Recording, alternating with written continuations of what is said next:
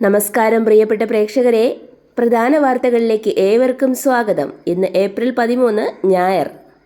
ഇന്ന് ഓശാന ഞായർ. ജെറുസലേമിലേക്ക് യേശുക്രിസ്തു കഴുതപ്പുറത്ത് നടത്തിയ യാത്രയുടെ ഓർമ്മയിൽ ക്രൈസ്തവർ ഇന്ന് ഓശാന ഞായർ ആചരിക്കുന്നു. സ്വർണവിലയിൽ വൻ വർധന.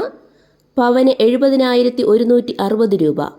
4 ദിവസത്തിനിടെ പവന് 4,360 രൂപയുടെ വർധന. നിയമസഭകൾ പാസാക്കുന്ന ബില്ലുകൾ അംഗീകാരത്തിനായി ലഭിക്കുമ്പോൾ രാഷ്ട്രപതി അവ അന്യായമായി വച്ചു താമസിപ്പിക്കുന്നത് അധികാരപരമായ ഭരണഘടനാ തത്വങ്ങൾക്ക് വിരുദ്ധമാണെന്ന് സുപ്രീം കോടതി. 10 ബില്ലുകളിൽ തമിഴ്നാട് ഗവർണറുടെ നടപടി നിയമവിരുദ്ധമെന്ന് പ്രഖ്യാപിച്ച വിധിയിലാണ് ബില്ലുകളുടെ കാര്യത്തിൽ രാഷ്ട്രപതിക്ക് കർശന പെരുമാറ്റ മര്യാദകൾ കോടതി നിർദ്ദേശിച്ചത്. രാഷ്ട്രപതിയുടെ ഭാഗത്തുനിന്ന് കാലതാമസമുണ്ടായാൽ സംസ്ഥാന സർക്കാരിന് സുപ്രീം കോടതിയെ സമീപിക്കാം. നാളെ വിഷു. വിഷുവിനെ വരവേൽക്കാൻ നാടും നഗരവും അവസാനഘട്ട ഒരുക്കത്തിലാണ്. പ്രധാന ക്ഷേത്രങ്ങളിൽ വിഷുക്കണി ദർശനത്തിനുള്ള ഒരുക്കങ്ങൾ പൂർത്തിയായി. വീടുകളിൽ കണിക്കൊന്നയൊരുക്കുന്നവർ സാധന സാമഗ്രികൾ വാങ്ങുന്ന തിരക്കിലാണ്. നാടൻ പച്ചക്കറികളും പഴവർഗ്ഗങ്ങളും വിപണിയിൽ എത്തിക്കഴിഞ്ഞു. തിരുവനന്തപുരം വിമാനത്താവളം വഴി 2019 മെയ്യിൽ 8.17 കോടി രൂപ വില വരുന്ന 25 കിലോഗ്രാം സ്വർണ്ണ ബിസ്ക്കറ്റുകൾ കടത്തിയ കേസിലെ 11 പ്രതികൾക്ക് കസ്റ്റംസ് പ്രിവന്റീവ് 7.10 കോടി രൂപ പിഴ ചുമത്തി.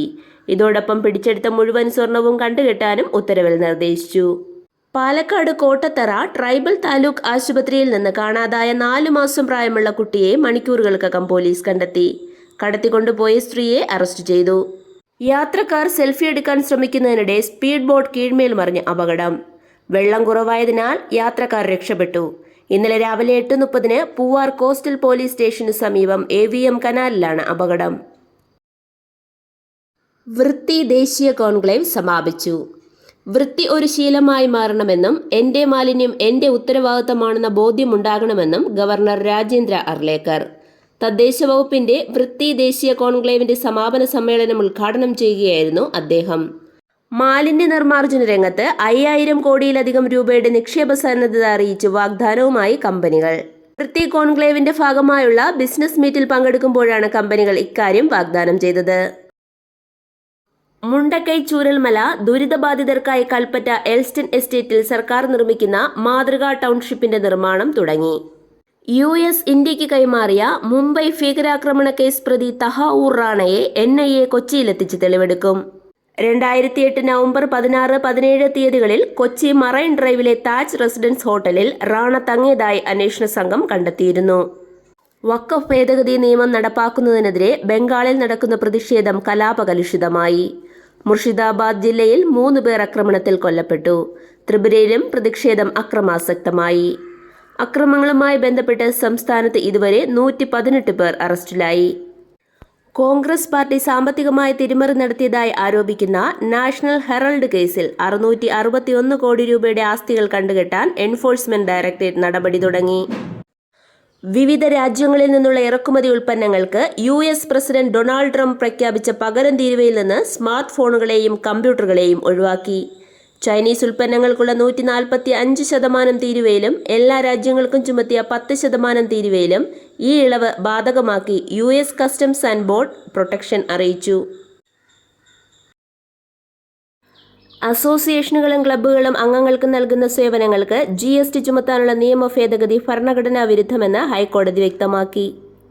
സെക്രട്ടേറിയറ്റിനു മുന്നിൽ 2 മാസത്തിലേറെയായി തുടരുന്ന ആശാസമരത്തിനുള്ള പിന്തുണ വിളംബരം ചെയ്ത് സാംസ്കാരിക കേരളം.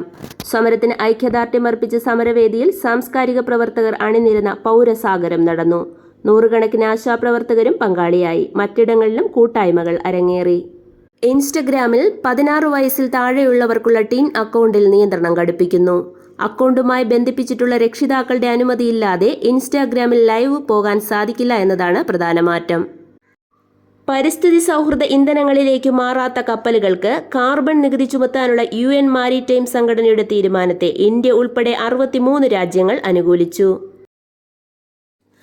കൺസ്യൂമർ ഫെഡിന്റെ വിഷു ഈസ്റ്റർ സഹകരണ വിപണന മേളയിൽ സബ്സിഡി ഇനങ്ങൾക്ക് കോട്ട. അരി, പഞ്ചസാര, വിവിധതരം പയർ ഉൽപ്പന്നങ്ങൾ, മുളക്, മല്ലി, വെളിച്ചെണ്ണ തുടങ്ങി 13 ഇനങ്ങൾക്കാണ് സബ്സിഡി നിരക്കിൽ നൽകുന്നത്. ജില്ലാ കേന്ദ്രത്തിൽ ഒരു ദിവസം പരമാവധി 150 ആളുകൾക്കും മറ്റു കേന്ദ്രങ്ങളിൽ ഒരു ദിവസം പരമാവധി 75 ആളുകൾക്കും മാത്രമേ സബ്സിഡി ഇനങ്ങൾ നൽകാൻ പാടുള്ളൂ എന്നാണ് നിർദ്ദേശം. ഭരണകേന്ദ്രം എന്ന നിലയിൽ തിരുവനന്തപുരത്തെ പ്രധാന വിതരണ കേന്ദ്രങ്ങളിൽ ഒരു ദിവസം 300 പേർക്കാണ് സബ്സിഡി ഇനത്തിൽ സാധനങ്ങൾ ലഭിക്കുക. ഈ മാസം 21 വരെ മേള തുടരും. മലപ്പുറം വീടിനു മുൻവശത്തെ റോഡിൽ നിർത്തിയിട്ടിരുന്ന കാർ പിന്നിലേക്ക് എടുക്കവേ മതിലിൽ ഇടിച്ച് മതിൽ തകർന്നു വീണ 4 വയസ്സുകാരിക്ക് ദാരുണാന്ത്യം. കായികം. ISL ഫുട്ബോൾ മത്സരം മോഹൻ ബഗാൻ ടീം വിജയിച്ചു. IPL ഗുജറാത്തിനെതിരെ ലക്നൌവിന് 6 വിക്കറ്റ് ജയം. ഇതോടെ ഇന്നത്തെ പ്രധാന വാർത്തകൾ സമാപിക്കുന്നു. നന്ദി, നമസ്കാരം.